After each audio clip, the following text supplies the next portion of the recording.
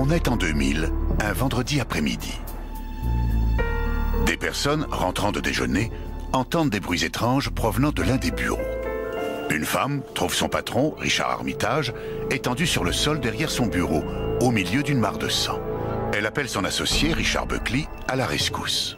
À ce moment-là, Armitage était toujours en vie. Il continuait à s'accrocher. Elle a couru vers le téléphone pour appeler les urgences et a entendu des claquements comme si quelqu'un tapait dans ses mains. C'était M. Buckley qui essayait de ranimer M. Armitage. Armitage est conduit d'urgence à l'hôpital et transféré immédiatement en chirurgie. Son cerveau était touché, ça se présentait très mal. En fait, d'après les médecins, ce n'était plus qu'une question de temps. Tous ses enfants étaient là. Je me suis penchée au-dessus de lui et je lui ai dit « Si tu veux partir, pars. Vous voyez, tu peux partir. » Je l'ai laissé partir. Je l'ai laissé partir et cela m'a été très difficile. Armitage ne se réveillera pas. On savait qu'on allait avoir affaire à un homicide et que celui-ci ne serait pas simple à résoudre. L'autopsie révèle qu'Armitage a été frappé 9 fois à la tête avec un objet contondant, probablement un marteau. La personne qui avait fait ça devait être très en colère à ce moment-là, vu le type de blessure qu'il avait au crâne, très profonde, très ouverte. Ça aurait pu être de la passion ou une colère pure et dure. À l'époque, on n'en savait rien. Richard Armitage est avocat, plus particulièrement spécialisé dans les greffes et les questions de dons d'organes. En toute logique, son cœur et ses autres organes furent donnés à 3 receveurs différents.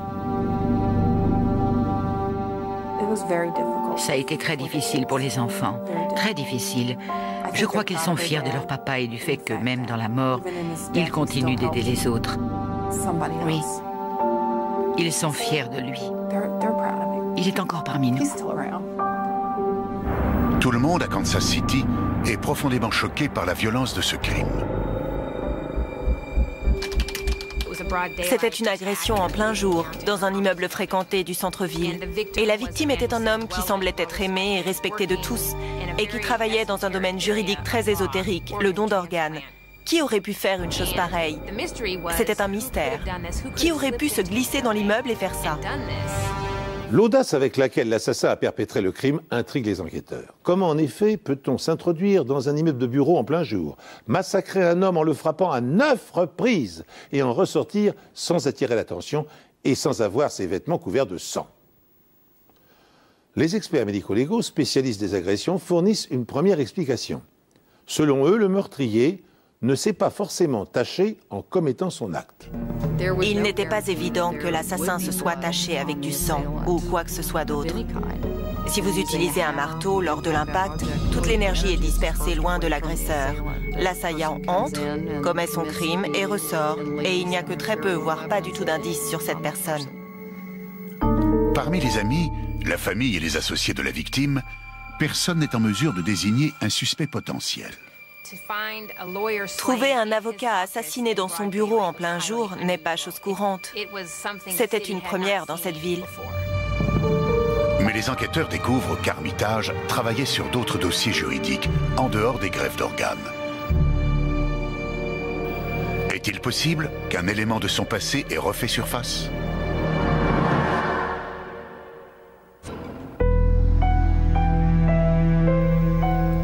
Richard Armitage n'a que 51 ans quand il est assassiné dans son bureau. Ses amis et collègues ne parviennent pas à comprendre qui aurait pu lui vouloir du mal. Richard avait des enfants d'un premier mariage et il en a eu un autre avec Cathy peu de temps après leur mariage, Ali, une petite fille adorable. Il donnait l'image d'un couple heureux qui profitait de la vie au maximum. Son ex-femme et sa femme ne sont pas inquiétés, chacune ayant un alibi à l'heure où le crime a été commis. On s'est intéressé à ses amis, plus particulièrement à l'un de ses meilleurs amis. Il n'y a jamais eu un mot plus haut que l'autre, ils n'ont jamais été brouillés. Les enquêteurs savent que l'assassin de Richard Armitage tenait celui-ci à portée de son bras lorsqu'il a donné le coup fatal. Nous pensons que le premier coup l'a renversé de sa chaise et qu'il ne pouvait plus bouger. La scène du crime laisse à penser qu'Armitage a reçu les coups alors qu'il était à terre sur le côté. Il n'y a aucune blessure qui pourrait porter à croire qu'il a lutté pour se défendre. Au vu de ses chaussures, soigneusement rangées à côté de son bureau, il est évident que Richard n'attendait personne. On a appris qu'à chaque fois que Richard Armitage se rendait dans son bureau, il s'asseyait et enlevait ses chaussures. Il était installé confortablement. Quand il a été agressé, il était pieds nus. Il ne portait pas ses chaussures. Il n'a pas bougé de son bureau. Il n'est allé nulle part. La disposition des éclaboussures de sang indique clairement qu'Armitage avait le dos tourné au début de l'agression. Il semblait confortablement installé à son bureau. Il était détendu, tranquille. D'après ce qu'on nous a dit, il était en train de commander du parfum pour sa femme à l'occasion de la fête des mères. Apparemment, il a été complètement pris au dépourvu par son agresseur. La police vérifie son agenda professionnel. Aucun rendez-vous n'était prévu ce jour-là. La liste des appels téléphoniques révèle qu'Armitage a passé son dernier appel à 14h08. Sa secrétaire et son associé ont découvert son corps à 14h30. Quand la police arrive sur les lieux, le sang a commencé à coaguler, ce qui signifie que le meurtre s'est produit aux alentours de 14h. Il est resté étendu là pendant un certain temps. Normalement, un individu en bonne santé qui ne prend pas d'anticoagulant commence à coaguler entre 3 et 15 minutes après le saignement. L'associé d'Armitage, Richard Buckley, déclare qu'il était en train de déjeuner à ce moment-là, tout comme sa secrétaire. Et personne d'autre n'était présent dans le bureau. Les 3 seules personnes présentes dans le cabinet étaient Richard Buckley, Richard Armitage et la secrétaire. Il n'y a qu'un seul bureau à cet étage. C'est un étage très vaste et le reste était complètement vide. Ils ne savaient pas si c'était quelqu'un qui venait de l'extérieur, s'il s'agissait d'un ancien client mécontent ou si c'était une affaire privée. En plus de ces dossiers sur les dons d'organes, Armitage procédait également à des recouvrements de créances. Le recouvrement de créances peut avoir très mauvaise réputation, mais il effectuait des recouvrements pour des dentistes, des médecins et des immeubles locatifs. En cas de non-paiement, Armitage envoyait les documents juridiques aux personnes débitrices de ses clients. Cette procédure déclenchait parfois des animosités. Un nom est ressorti, celui d'une personne qui avait été particulièrement versatile au téléphone, qui semblait l'avoir agressé et même menacé 1 ou 2 fois. Les archives du cabinet révèlent qu'il s'agit d'un certain Lou Campbell. On a commencé les recherches et on a fini par le localiser. On a obtenu un mandat pour fouiller sa maison dans laquelle on a trouvé une chemise tachée de sang ainsi qu'un pantalon également taché.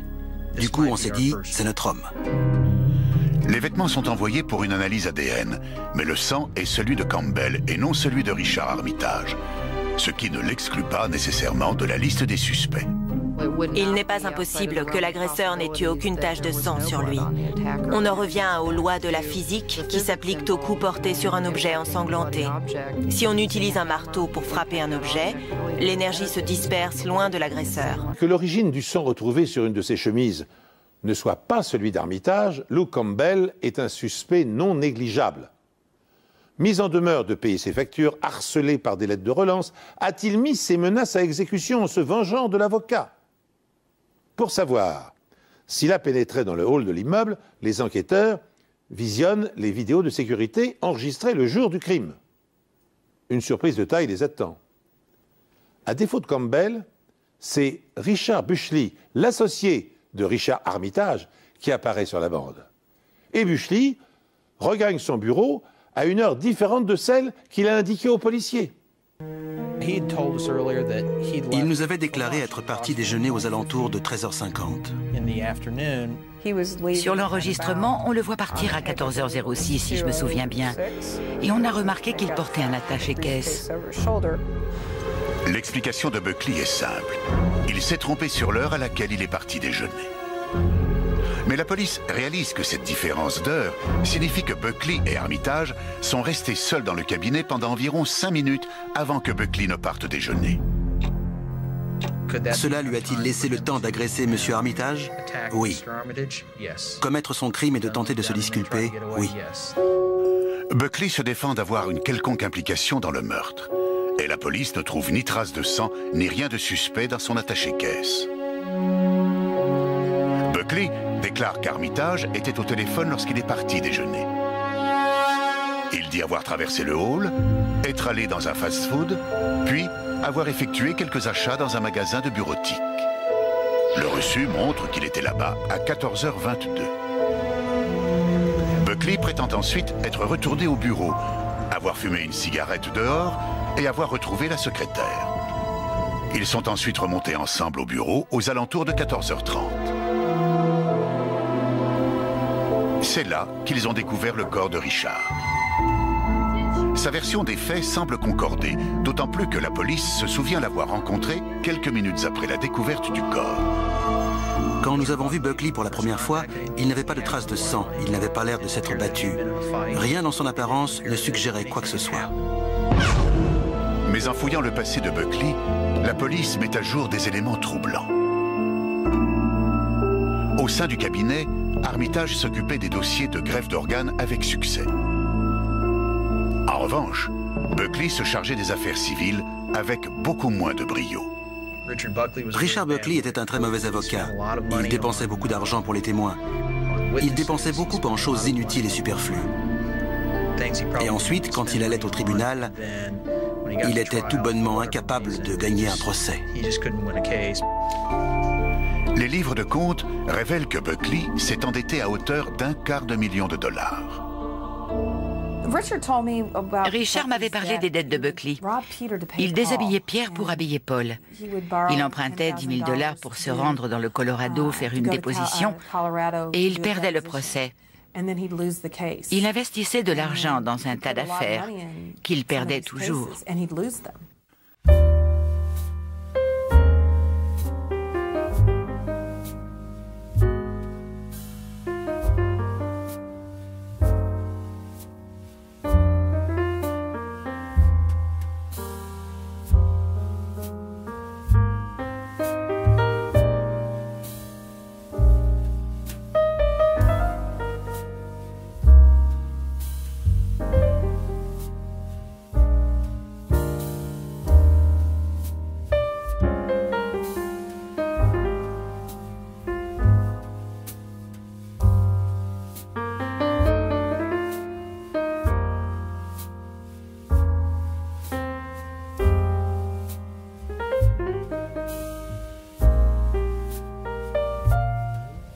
C'est le premier vêtement que j'ai examiné. Et j'ai tout de suite vu des impacts de sang projetés à grande vitesse. Il n'y en avait pas beaucoup, mais on les voyait parfaitement. Ces impacts projetés à grande vitesse ne peuvent être créés que quand la personne qui porte les vêtements est proche d'une source de sang frappée avec puissance.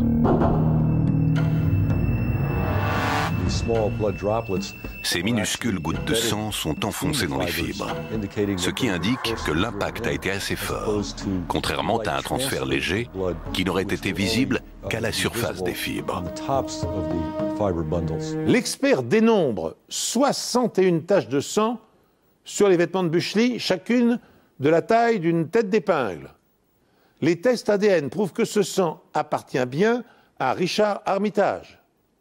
Confronté à cette preuve, Buckley nie toute implication dans la mort de son associé. Il prétend au contraire qu'il s'est porté à son secours, que le sang a éclaboussé et taché ses vêtements alors qu'il essayait de le réanimer en frappant dans ses mains près de son visage. Cette explication est-elle plausible? Les experts médico-légaux décident de confronter cette version des faits à la réalité en reconstituant la scène et en matérialisant la trajectoire des éclaboussures. D'après l'argumentation de la défense, c'est en frappant dans ses mains que Richard Buckley aurait provoqué ces fines éclaboussures de sang.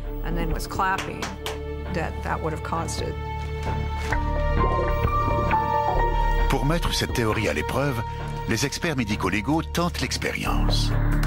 Tout d'abord, une personne jouant le rôle de Richard Buckley se met à genoux, comme il l'aurait été près du corps d'Armitage. À la place du sang, ils utilisent des ficelles pour montrer où le sang aurait été projeté si Buckley avait tapé dans ses mains. On a suivi le chemin des ficelles pour voir quelles étaient les zones exposées qui auraient pu être tachées de sang. Et on a comparé le résultat aux zones effectivement tachées. Instantanément, l'expérience démontre que le sang présent sur les mains de Buckley n'aurait pas pu provoquer les éclaboussures à l'endroit où elles ont été découvertes. Comme vous pouvez le constater, en position agenouillée, avec ses jambes derrière lui, il aurait été impossible que le sang passe de ses mains à ses chaussures. Même en position accroupie, ça n'aurait pas été possible. Il y avait de petites projections de sang sur les côtés et dans des recoins de ses chaussures de sport. Il n'aurait pas pu faire ça en tapant dans ses mains, à part si elles avaient été au ras du sol, ce qui est complètement illogique. La démonstration porte ses fruits. Les experts établissent la preuve qu'il était matériellement impossible que des éclaboussures de sang aient pu tacher le dos de la chemise de Buckley dans la position qu'il occupait, agenouillé près du cadavre. Ça n'a pas pu se produire à un autre moment. Ça n'a pas pu arriver quand il l'a traîné loin du bureau, ni quand il a essayé de le ranimer. Ça n'a pas pu se produire parce qu'il a tapé dans ses mains. C'est impossible. Ça n'a pas pu arriver dans ces circonstances. Seul, un objet dégoulinant de sang et balancé par-dessus son épaule aurait pu causer de telles éclaboussures sur le dos de sa chemise, dirigée vers le bas. À présent, on sait pourquoi sa version ne concorde pas. On sait qu'il était en train de nous servir un mensonge très étudié. Il y a bien réfléchi. Mais il y a des zones d'ombre dans son histoire et on sait pourquoi. C'est à ce moment que tout s'est dénoué. S'appuyant sur les conclusions de l'expertise, le bureau du procureur pense que Buckley avait décidé de tuer Richard Armitage en apprenant que celui-ci songeait à dissoudre la société.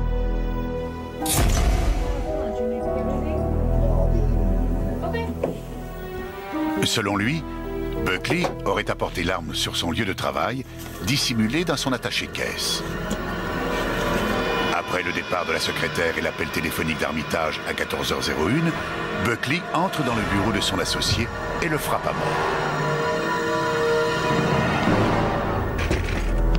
Les coups répétés entraînent des éclaboussures sur sa chemise et ses chaussures, mais surtout sur le dos de sa chemise. Des éclaboussures quasi invisibles à l'œil nu. Il remet l'arme dans son attaché-caisse, probablement dans un sac pour empêcher le sang de se répandre, et quitte le bureau pour la faire disparaître. Les caméras de surveillance montrent qu'il a quitté l'immeuble à 14h06. La police pense qu'il s'est débarrassé de l'arme du crime et s'est constitué un alibi en achetant des fournitures de bureau à 14h22.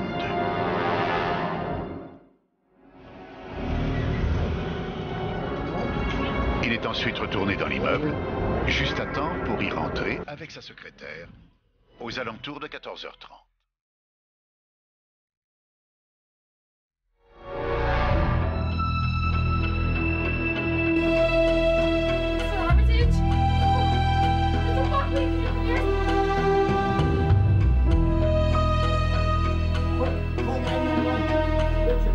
Mais avant de commencer la réanimation, Buckley frappe dans ses mains suffisamment fort pour être entendu de la secrétaire, prétendant qu'il cherche à obtenir une réaction.